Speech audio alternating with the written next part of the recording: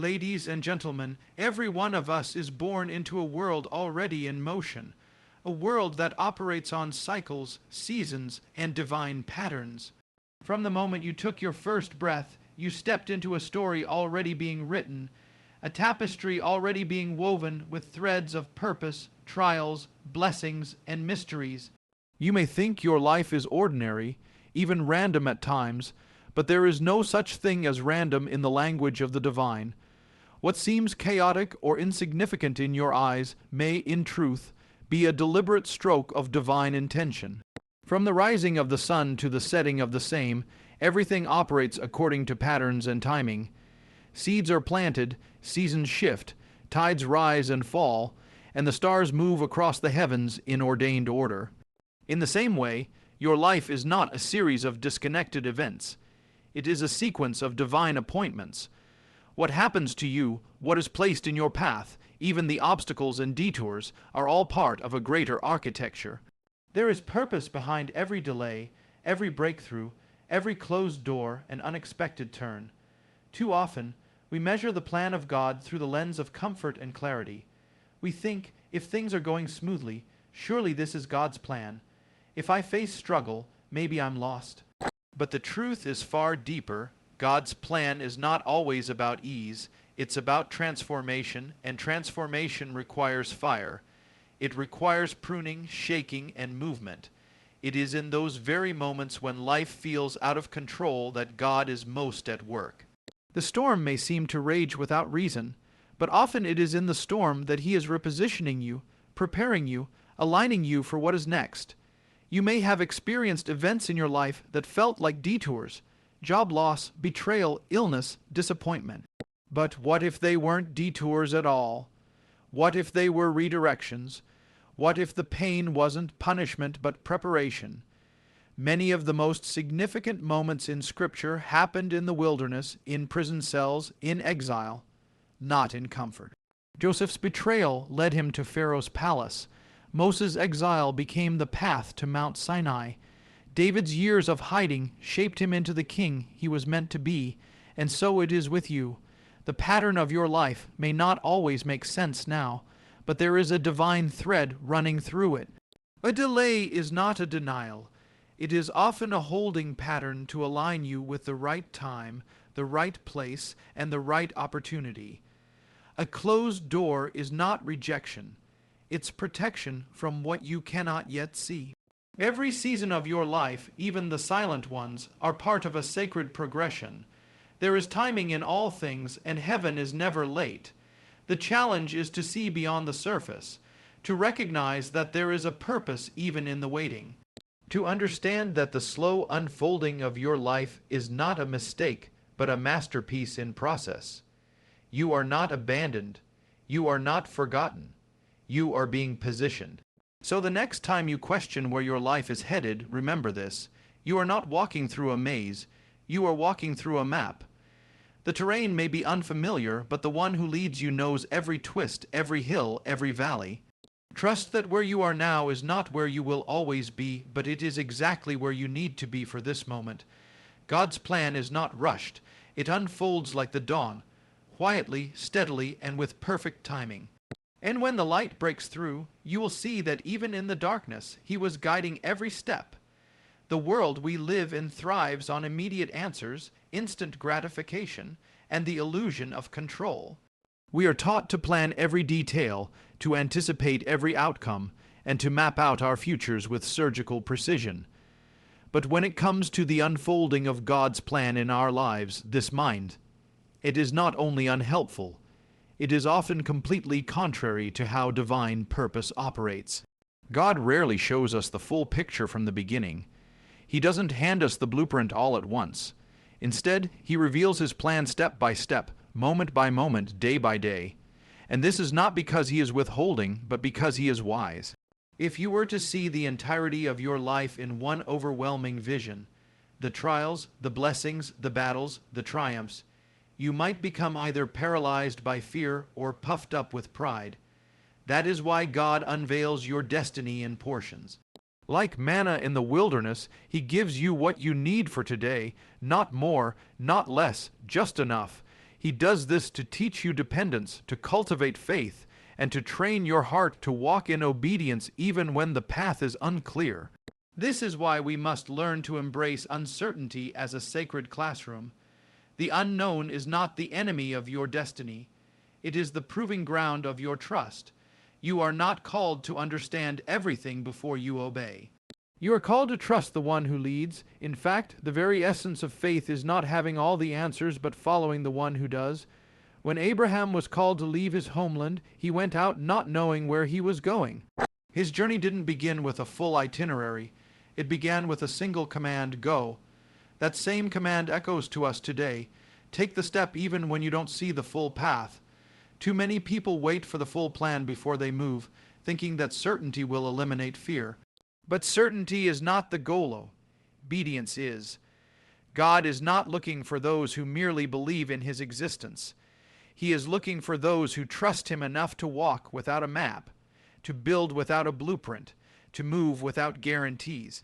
That is where true faith is forged, in the fire of the unknown. There is a profound reason God reveals his will progressively. When he leads step by step, he keeps you close. If he gave you the whole journey at once, you might run ahead of him or stray from his presence. But when he gives you just the next step, you are compelled to stay near to his voice, attentive to his guidance, sensitive to his timing. It becomes less about your plan and more about his presence. This step-by-step unfolding also guards your heart against self-reliance. It reminds you that you are not the author of your story. He is. And as the author, he knows when to turn the page, when to pause, and when to accelerate the plot. What feels like a delay may be divine preparation. What feels like silence may be strategic stillness. And what feels like confusion may actually be the rearranging of the puzzle pieces so that the next piece fits perfectly in place. So take courage in this divine mystery. You do not need to see the whole staircase to take the next step. You do not need to know what next year holds to be faithful in this moment. Trust that God is not just directing your path, he is walking it with you. And though you may not yet see the full picture, each obedient step is bringing you closer to the masterpiece he is painting with your life. Faith does not demand visibility, it demands trust. And trust is what opens the door for God's plan to unfold, not in lightning strikes, but in steady, faithful light, one step at a time, one breath at a time, one act of obedience at a time. We often find ourselves longing for progress, for signs of advancement, for breakthroughs that prove we're moving forward. But life is not always loud.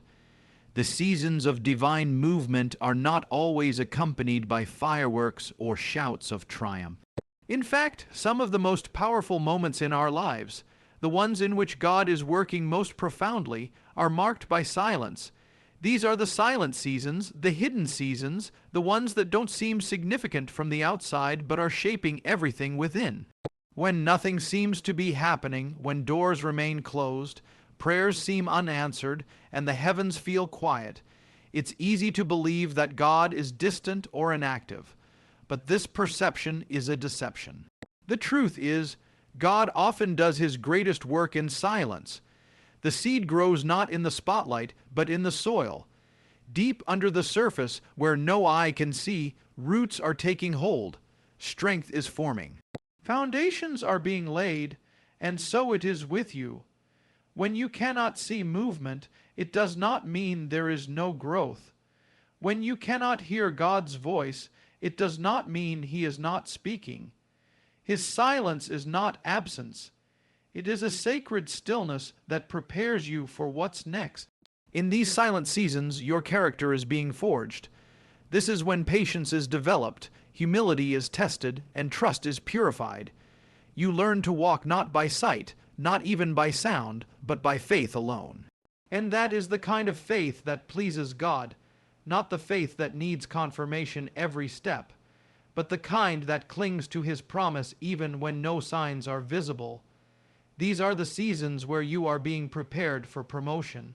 You are being strengthened in the shadows so that you can carry the weight of the future blessings that await you. Consider the life of David. Before he was a king, he was a shepherd in obscurity. He didn't step directly from the pasture to the palace.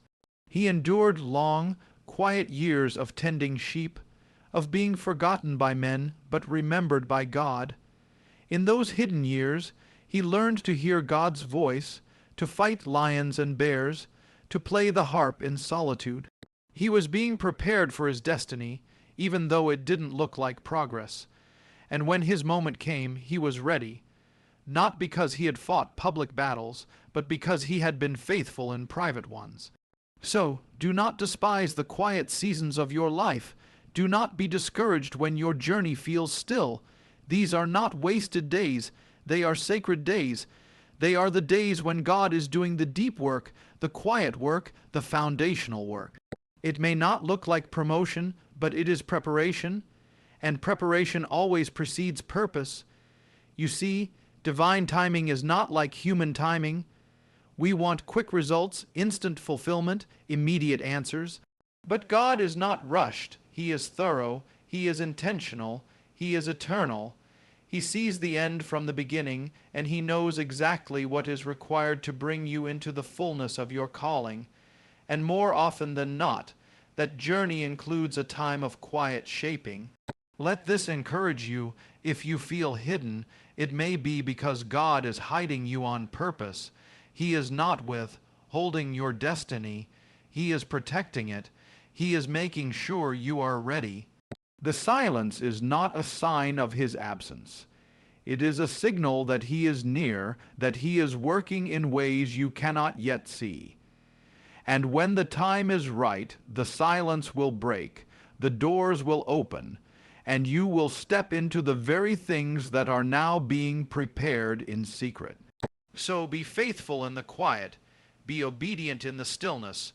Trust that what is happening beneath the surface is just as important as what happens in the spotlight, for it is in the hidden seasons that God prepares his greatest works. There is a principle woven throughout the fabric of creation and echoed through the pages of Scripture. Purpose is not merely revealed in the great triumphs, but also in the trials. In fact, some of the most significant breakthroughs in our lives arise not from moments of celebration, but from moments of brokenness. We often see trials as interruptions to our journey, as roadblocks to the plan God has for us. But in truth, they are essential chapters of that very plan. The valley is not a detour from your destiny. It is part of the path that leads you there. When we face hardship, when we are wounded, disappointed, stretched, or struck down, it can feel as though everything is unraveling. But in the divine pattern of things, breaking often precedes blessing. The seed must be broken to release its life. The alabaster jar must be broken to release its fragrance. The bread must be broken to be multiplied. And likewise, we are often broken before we are expanded. God allows certain trials not to destroy us, but to transform us. In his hands, suffering becomes the soil in which wisdom grows, compassion deepens, and purpose takes root. Consider how the trials in your life have shaped you. It was not comfort that taught you endurance. It was not ease that built your character. It was the storm that showed you how to stand. It was the betrayal that taught you to discern. It was the closed door that led you to a better path. These experiences, painful though they were, became sacred, not because pain is good in itself, but because God can bring good out of it. He never wastes a trial. Every hardship you endure becomes a vessel through which he pours deeper purpose. Sometimes we ask why a certain suffering had to happen, why the loss, why the rejection, why the delay, but instead of asking, why did this happen to me, consider asking, what is this preparing me for? Because there is something powerful that happens when we stop viewing trials as punishments and begin seeing them as preparations. The hardship might just be heaven's way of toughening your spirit, sharpening your vision, and refining your purpose for the days ahead. Joseph was thrown into a pit by his brothers, sold into slavery, falsely accused, and imprisoned, all before he stood at Pharaoh's right hand. But every moment of suffering positioned him. Every injustice trained him. And when he finally stood in his place of destiny, he declared to those who had harmed him, "You meant it for evil, but God meant it for good." That is the mystery of divine providence. God takes what was meant to break you and uses it to build you. You may be walking through a trial right now. You may be carrying a burden that seems too heavy to bear. But know this, the fire you are passing through is not meant to consume you. It is meant to purify you. The shaking you are feeling is not the end. It is the start of a new alignment. When the earth quakes beneath your feet, it's not because the foundation is gone. It's because something deeper is being laid. Hold fast in the trial. Know that your suffering is not meaningless. You are not forgotten. You are being formed. When the trial is over, you will not be the same. You will be stronger, wiser, more resilient, and more aligned with your calling. You will not just have endured the fire. You will emerge from it refined, ready to carry the weight of the destiny that lies ahead. So do not curse the storm. Do not waste the pain. Let it press you into the presence of God. Let it awaken in you the realization that He is not just with you in the victories, but especially near in the valleys. For in the mystery of the divine, even your trials serve a holy purpose. One of the most deceptive illusions we face in life is the belief that we are in control. We plan, we schedule, we prepare, and we take comfort in our ability to predict and manage what lies ahead. But sooner or later, life confronts us with a truth that is both humbling and liberating. We are not in control. We never truly were. And while that realization may initially bring discomfort or even fear, it also opens the door to the greatest kind of peace, the peace that comes when we surrender control to the one who holds all things in his hands. Surrender is not defeat, it is alignment. It is the recognition that there is a higher will, a higher wisdom, and a higher purpose than our own. It is the moment we exchange anxiety for trust, fear for faith, and striving for rest. When we surrender our plans, our timelines, and our expectations to God, we are not giving up. We are stepping into divine flow. We are allowing His timing, His ways, and His purpose to take precedence over our limited understanding. Throughout history, those who walked most closely with God were those who surrendered most completely. Moses surrendered his insecurities and became a deliverer. Esther surrendered her comfort and became a savior to her people.